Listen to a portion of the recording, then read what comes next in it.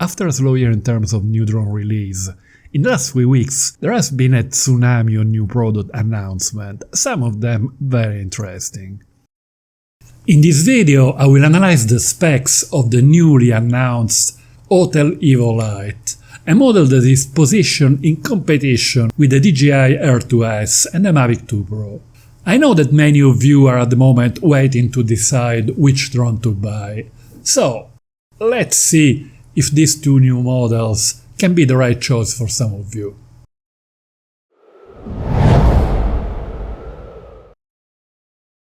In another video I have analyzed the two versions of the Autel Nano, a sub 250 grams drone, competing mostly with the DJI Mini 2.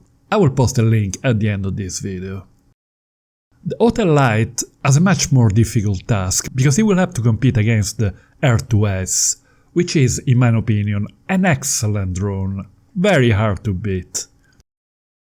The DJI model offers very high quality video at 5.4K with 10-bit color modes, outstanding 20 megapixel still images with beautiful colors and plenty of information in the shadows, an excellent hyperlapse mode, good intelligent flight modes like spotlight, point of interest and active track, together with very useful zoom functionalities.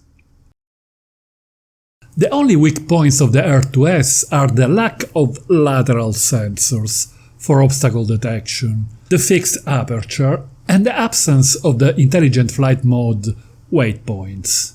These three important features were probably left out by DJI for marketing reasons, to differentiate the Pro from this model.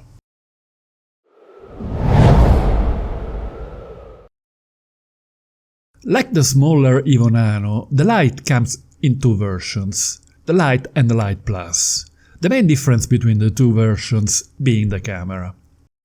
The base version has apparently the same camera as the Nano Plus, with a 0.inch sensor offering some sort of, let's call it, 50 megapixel photos, which will probably come from 12 megapixel split into smaller ones rather than real pixels. The specs put a lot of emphasis on the RYY bicolor filter array design, apparently with a much increased low light and high dynamic range performance. This sort of filter is a feature of the quad-layer sensors, like the one in the Mavic Air 2. The purpose of the filter is to optimize the splitting of each pixel into 4 smaller ones. But in most cases the filter operates on a red-green-green-blue array, while in this case the array is red-yellow-yellow-blue, which is claimed by Autel to yield better low-light performance. This RYYB array filter has already been implemented in a smartphone, apparently with good results. It would be interesting to test it on the Evo Lite. If we compare the basic Evo Lite to the Nano Plus, there are apparently only 4 noticeable differences. The weight is obviously above the famous threshold of 250 grams, which is obviously one of the main selling points of the Nano. The announced price of the basic Lite here in all Europe is 1,150 euros. Versus 850 for the Nano Plus. On the Plus side, there is an announced battery life of 40 minutes, much longer than the 28 of the Nano models. This is indeed a very useful feature, but not enough in my opinion to justify the increase in price and a much more strict regulation due to the weight above 250 grams. The other positive feature of this model is the 4-axis gimbal. Something quite new and optimized for vertical format shooting. I must admit that this feature fails to keep me awake at night with excitement, but for users seriously into social media like Instagram or TikTok, it might be very useful. Please let me know in a comment if some of you feel extremely excited by this vertical shooting capability. The Basic Lite seems to be a drone optimized for videos and photos to be used right out of the camera for social media, while the Plus model is more geared towards user relying on computer post-processing and looking for the best image quality.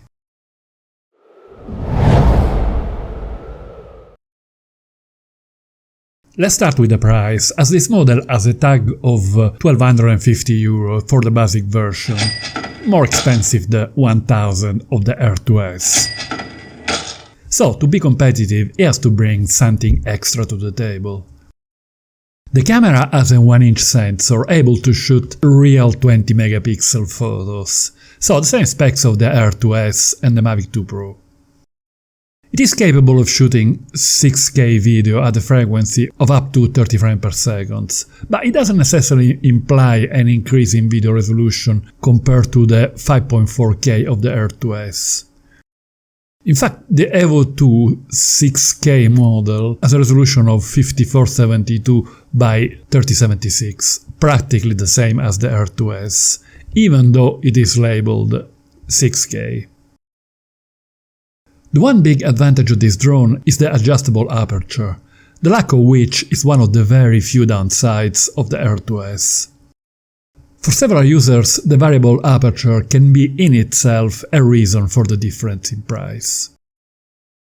The battery life is announced at 40 minutes versus the 31 of the Air 2S, and this is indeed a considerable plus. Autel also claims an intelligent algorithm for handling low light, but this is an area where the Air 2S has put the bar very high. In the spec announced in the Autel website, there is no reference to color mode, but I expect it to be able to handle 10-bit color.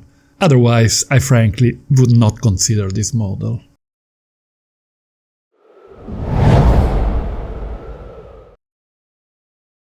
All other features seems to be the same as in the Autel Nano, according to the website. I already analyzed these features in my other video about the Autel Nano. Please refer to it by clicking on this link. Regarding intelligent flight modes, the Lite seems to be weaker than the Air 2S, proposing only tracking and a few basic quickshot.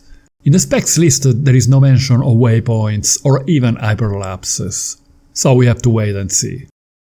The obstacle avoidance systems look pretty much the same, with binocular sensors at the front, back and bottom, but still not sensors at the sides. The transmission system should be solid, with a choice of 3 frequencies, a range of 7.4 miles, and a transmission resolution to the remote device of 2.7K.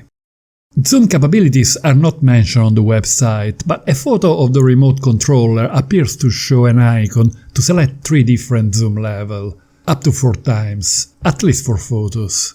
But I would assume that it works for video as well.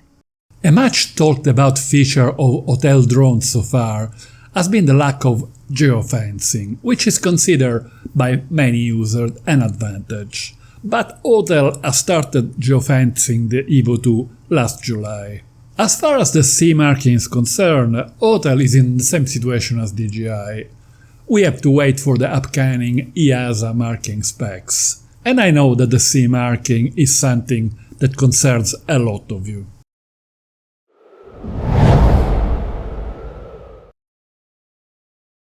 Of the 4 new models announced by Autel, looking at the specs, the Nano Plus seems to be the most interesting, opening a new niche as a full-featured, high-quality sub-250 grams drone.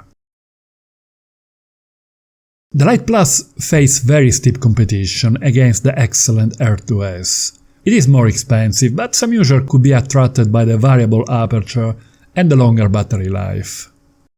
To compete with DJI offering, it has to deliver excellent quality both in video and photos, and has to offer 10-bit flat profile color modes. I believe that, looking at the specs, DJI should be shaking in its boots about the Mini 2, but it is probably not going to lose much sleep about the Air 2S, which remains an extremely competitive model. Maybe DJI will soon introduce a version with variable aperture and longer battery life at a reasonable price. It would be, in my opinion, a huge winner. In any case, we could finally have some competition in the consumer drone market, which so far has been lacking, and this should be a positive for consumers. Click on this link to watch my video about the Autel Nano, or in this one to check out the new beast from DJI, the Mavic 3. And don't forget to hit the like button if you enjoyed the video, it really helps the channel.